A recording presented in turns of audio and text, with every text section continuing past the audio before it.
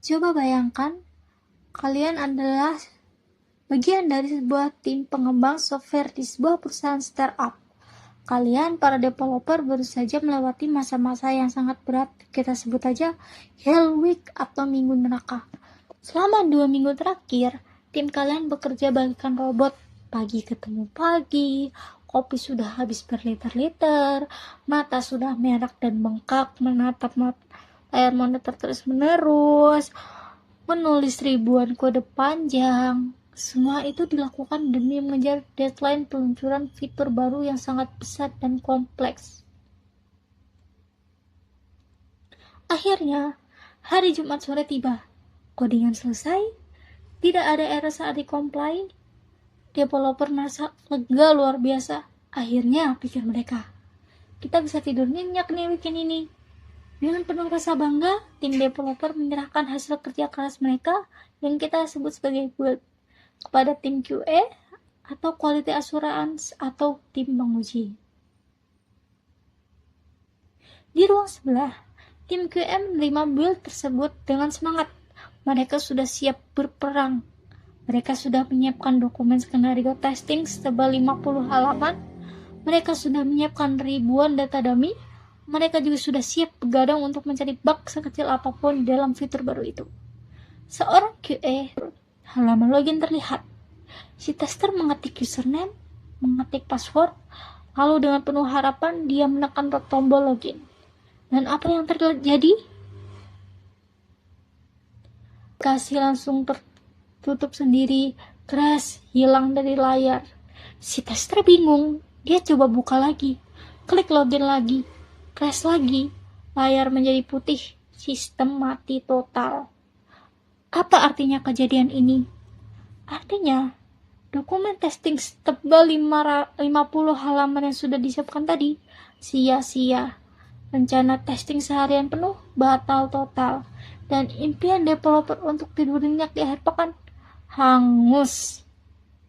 Handphone developer berdering lagi. Mereka harus balik ke kantor, mereka harus memperbaiki error fatal itu saat itu juga. Semua kekacauan itu, drama, dan kerugian waktu ini terjadi karena satu hal sepele. Aplikasi gagal melakukan fungsi paling dasarnya. Tragedi ini seharusnya bisa dicegah. Ada satu metode pengujian sederhana yang bertindak sebagai satpam di pintu gerbang.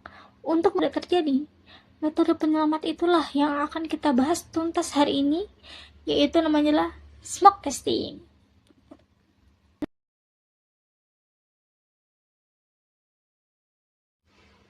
Mungkin banyak dari kalian masih bertanya-tanya, kok namanya aneh banget, smoke testing, tes asap, apa hubungannya software sama asap? Apa kita harus bakar laptop kita? Tentu saja tidak. Untuk memahami istilah ini, kita harus mundur ke masa lalu. Istilah smoke testing ini sebenarnya dipinjam dari dunia teknik elektro atau perangkat keras, hardware. Bayangkan kalian adalah seorang insinyur elektronik. Kalian baru saja selesai merakit sebuah papan sirkuit yang rumit. Kalian menyolder ratusan komponen kecil di sana. Saat pengujian pertama kali, kalian belum akan menggunakan alat ukur canggih seperti osiloskop atau multimeter. Belum. Tes paling pertama dan paling menegangkan adalah saat kalian mencolokkan papan sirkuit itu ke sumber listrik untuk pertama kalinya. Saat dicolok, kalian tidak melihat layarnya dulu.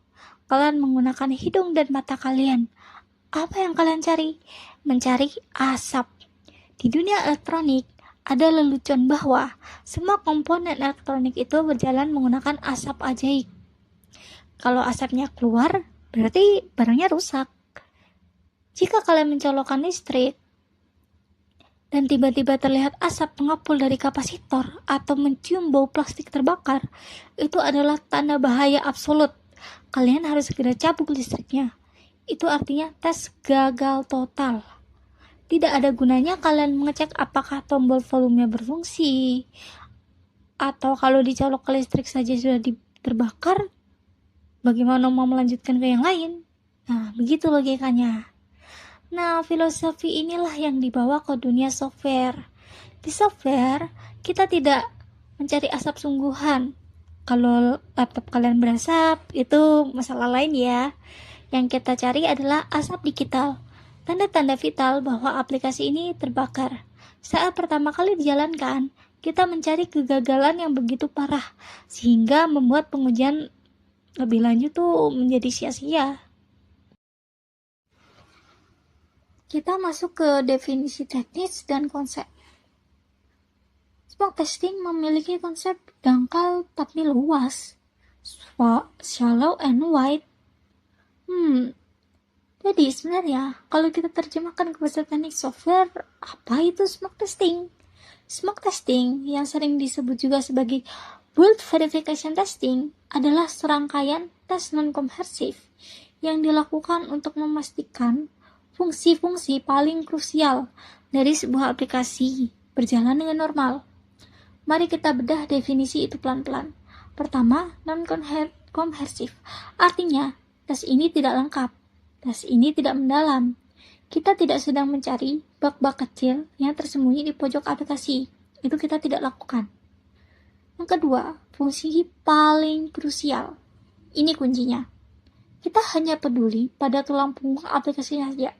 Jika tulang punggung aplikasi saja tidak berfungsi, bagaimana yang lain? Bayangkan smoke testing itu sifatnya shallow and wide, dangkal dan luas. Apa maksudnya? Wide, luas, artinya smoke testing harus menyentuh hampir semua area utama aplikasi. Kita menyentuh halaman depan, halaman login, profile, apalagi halaman pembayaran atau checkout. Kita menjelajahi seluruh peta aplikasi secara luas. Tapi, shallow atau dangkal, artinya kita tidak hanya menyentuh permukaannya saja. Kita tidak menyelam.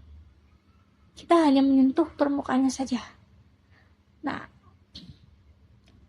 coba kita bicara tentang fitur keranjang belanja atau checkout di e-commerce. Nah, di sini kita akan melakukan pengujian pada website e-commerce. Di sini sudah ada beberapa skenario. Skenario pertama. Di sini di sebelah kiri bawah saya sudah menyediakan checklist apa saja fitur yang akan dites. Ini adalah fitur-fitur krusial yang harus lolos agar testing bisa berjalan ke testing berikutnya. Mari kita coba untuk melakukan testing skenario pertama.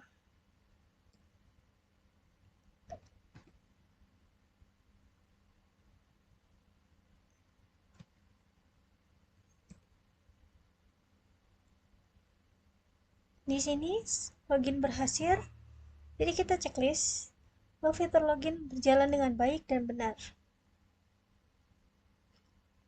Ini juga berjalan. Sekarang fitur tambah ke keranjang. Apakah fitur ini bekerja dengan baik? Wah, ternyata fiturnya bekerja dengan baik dan benar. Maka fiturnya kita checklist.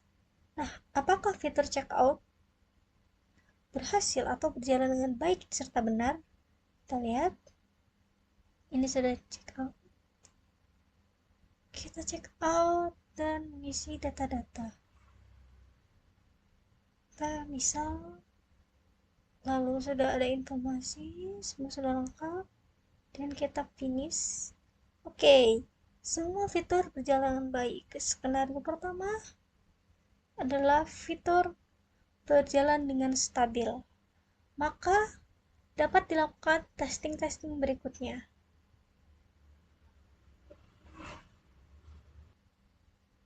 Selanjutnya, kita akan melakukan tes skenario kedua.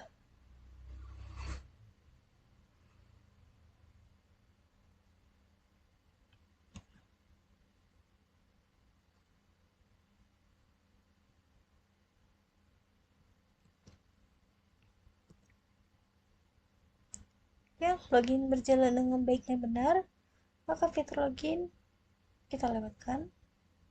Apakah ini bisa menambahkan ke cart? Mari kita lihat.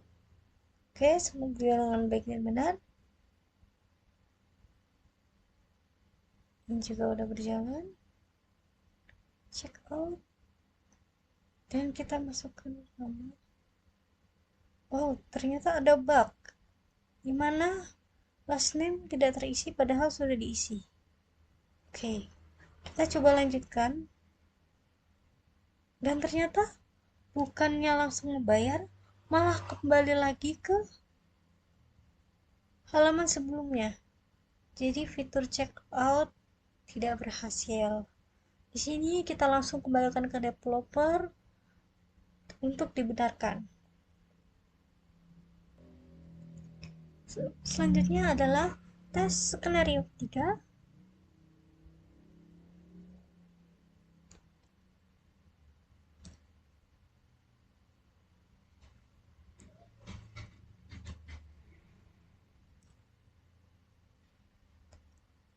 Semua berjalan dengan baik dan benar. Fitur login berhasil. Namun, ada sedikit kesalahan atau bug gambar. Namun itu tidak termasuk di testing kita, karena kita akan mengetes fitur-fitur yang penting atau krusial. Ini dinamakan hanya sekedar bug, ketidaksesuaian gambar di dalam dengan di card produk di bagian luar. Coba kita mari, dan visualnya mungkin berantakan, namun ini bukan bagian dari apa yang harus kita tes. Yang kita tes adalah fungsi krusial. Kita coba tambahkan ke card. Oke, kartunya berjalan walaupun tampilannya masih berantakan. Kita lihat tampilannya juga berantakan, checkoutnya di atas, tapi kita cek apakah checkoutnya tetap berhasil atau tidak. Kita cek. Oh, ternyata fitur checkoutnya tidak berhasil. Jadi pengujian berhenti, kita harus kembalikan lagi ke developer untuk perbaiki beserta tampilannya, karena tampilannya teracak ya. Walaupun sebenarnya kita hanya menguji function kritisnya. Seperti itu. Itulah demo dari saya untuk beberapa skenario.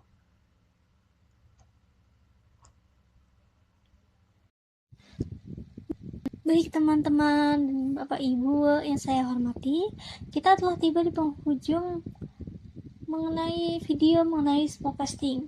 Selama beberapa menit ke belakang, kita sudah mengupas tuntas mulai dari definisi, cara kerjanya, hingga kenapa tahap ini krusial dalam siklus pengembangan perangkat lunak atau SDLC.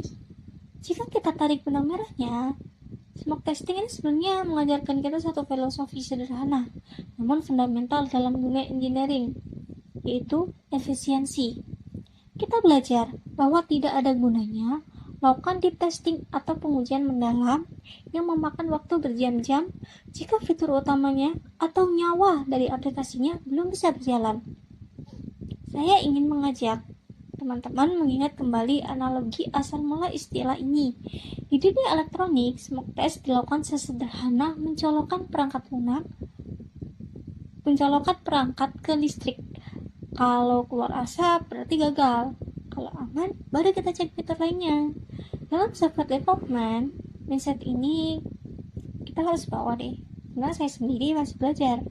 Nah, terlalu fokus pada fitur-fitur canggih atau bug kecil dan spesifik, tapi lupa memastikan apakah build utama kita itu stabil atau tidak. Nah, smoke testing ini hadir sebagai gerbang. Lalu pertama, ia memfilter build yang cacat agar tidak masuk ke tahap QA lebih lanjut. Bayangkan berapa banyak waktu tim QA yang terbuang sia-sia jika mereka harus menguji aplikasi yang bahkan tombol loginnya saja nggak berfungsi. Disinilah peran smoke testing. File pass, fix pass. Gagal lebih cepat supaya kita bisa memperbaikinya lebih cepat sebelum biaya perbaikan itu menjadi mahal di kemudian hari. Jadi harapan saya setelah video ini, smoke testing tidak lagi dianggap sebagai sekedar formalitas atau checklist tambahan yang mengesankan, tapi menjadi standar kebersihan kode kita sebelum disajikan ke orang lain. Bagi saya sendiri juga calon software engineer, ingin membiasakan diri dengan smoke testing, baik itu dilakukan secara manual maupun diotomatisasi lewat CI atau CD pipeline, adalah yang menjadi bentuk profesionalitas kita dalam menjaga